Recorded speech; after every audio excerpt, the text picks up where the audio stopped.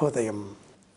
నీలాతుంగస్తనగిరితటే సుప్తముద్బోధ్య కృష్ణం పారార్థ్యం స్వం శతశ్రుతిసిద్ధమధ్యాపయంతి స్వోచ్ఛిష్టాయాం స్రజనిగళితం యాగళాత్కృత్య భుంక్తే గోదాతస్యై ఇదమిదమిదం భూయ ఏవాస్తు భూయః.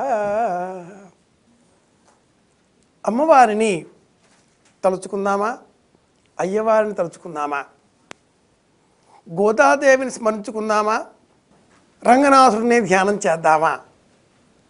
చాలా పెద్ద ప్రశ్న వేసుకున్నాం మనం.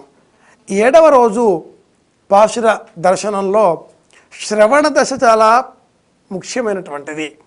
ఈ 7వ పాశురంలో 2వ గోపికను మేలుకొల్పేటటువంటి ఆ గోదాదేవి పిలిపిస్తే వినిపించడం లేదా అన్న ప్రశ్న వేస్తుంది. ఇది ఒక్కొక్కరిని 10 మందిని గోపికలనే లేపే ఈ ప్రక్రియలలో భాగంలో మనం ఆలోచించవలసింది ఏమిటి అంటే, మనకు ఉండేటటువంటి దశ ఇంద్రియములలో కర్మేంద్రియములు, జ్ఞానేంద్రియములు, ఈ 10ంటిని కూడా వరుసగా ప్రతిరోజు ఒక్కోదాన్ని ఉన్ముఖీకరణం చేస్తూ పరమాత్మ భావం వైపు మనం మళ్ళించగలిగితే, చెవులున్నాయి ఎందుకొరకు? ఆ శ్రీమన్నారాయణుని నామ మాత్రమే వినేందుకొరకు. కీజేంద్రంగ మానైచ్చాత్తన్ కలండ్రు పేషణ పేచ్చర్వం కేట్టిలయో పేయిపేణే అని ప్రారంభమయ్యేటటువంటి 7వ పాశురంలో తెల్లవారుజామున పక్షుల కిలకిలా రవములు మనం వింటూ ఉంటాయి.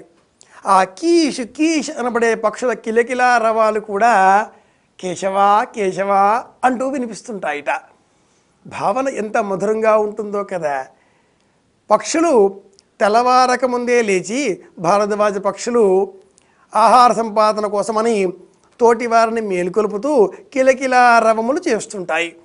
ఆ పిలిచేటటువంటి పిలుపులలో, కిలకిలా రవములలో కూడా మనం కేశవా కేశవా అన్నట్లుగా మనం వినగలిగితే అది సంపూర్ణమైనటువంటి మధుర భక్తికి పతాక స్థానం అని చెప్పాలి. ఈ పిలుపులో తెల్లవారుజామున సూర్యోదయం కంటే పూర్వమే లేచినటువంటి పల్లెపడుచులు చల్లలు చేస్తున్నారు, కవ్వములతో పెరుగును చిలుకుతున్నారు, అక్కడ శబ్దం వస్తున్నది. అలాగే వీధి వాకిలి శుభ్రం చేసినటువంటి స్త్రీలు శబ్దం చేస్తున్నారు.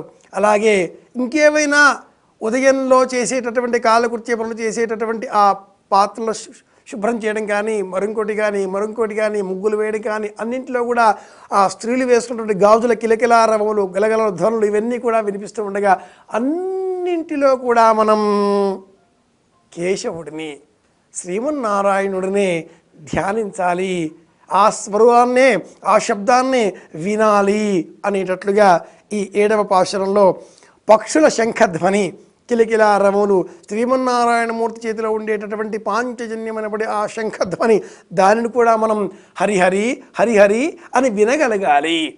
ఆ పెరుగు చిలికే సమయంలో కవ్వం అలా మనం తాడు పట్టుకుని అలా లాగుతూ ఉంటే ఆ శబ్దం కిరికిరి కిరికిరి అని వచ్చే శబ్దం మనకు హరిహరి హరిహరి అని వినిపించాలిట. అటువంటి భావనలు ఈ 7వ పాశురంలో అమ్మ మన కోసమని చేస్తుంది.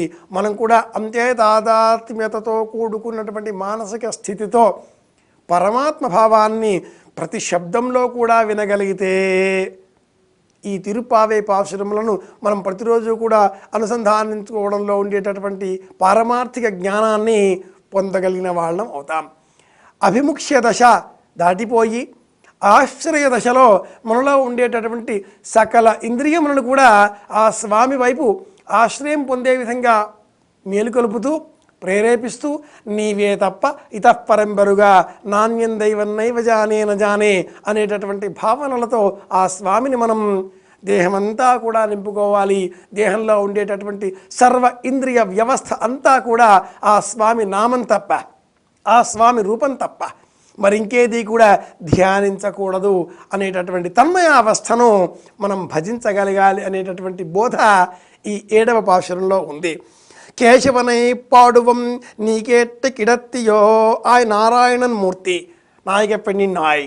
ఆ స్వామి నామాన్ని, ఆ నామాన్ని మనం కేశవా అని పక్షులు వినిపిస్తున్నాయా ఏమి అన్నట్లుగా భావన చేస్తే దేశముడయ్యాయ్ తిరువేలో రెంబావాయ్ అంటూ ఈ 7వ పాశురం ఇలా పూర్తి అవుతుంది.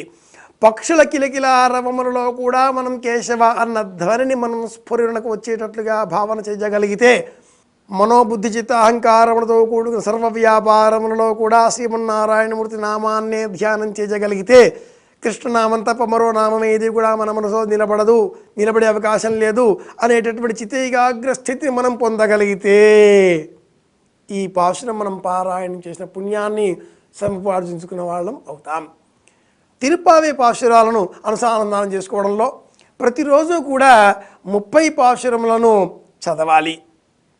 తీరిక లేదు అనుకుంటే ఆరంభ శబ్దం, అంత్య శబ్దం రెండింటినీ కూడా స్ఫురణకు తెచ్చుకుంటూ ఏ రోజుకు ఆ రోజు, గతం నిన్నటి మెట్టు లేదు ఈరోజు మెట్టే అన్నట్లుగా ఊర్ధ్వం దిశతో, ఉత్తర దిశంతో మన ప్రయాణాన్ని ముందుకు తీసుకువెళదాం. గోదాదేవి రంగనాథుల అనుగ్రహంతో మనమంతా కూడా ఆనందంగా ఉందాం. ఆ శ్రీమన్నారాయణమూర్తి అనుగ్రహం మనకు ఎప్పటికీ కూడా లభించుగాక అని కోరుకుంటూ అందరి క్షేమాన్ని కాంక్షిస్తూ శుభమస్తు.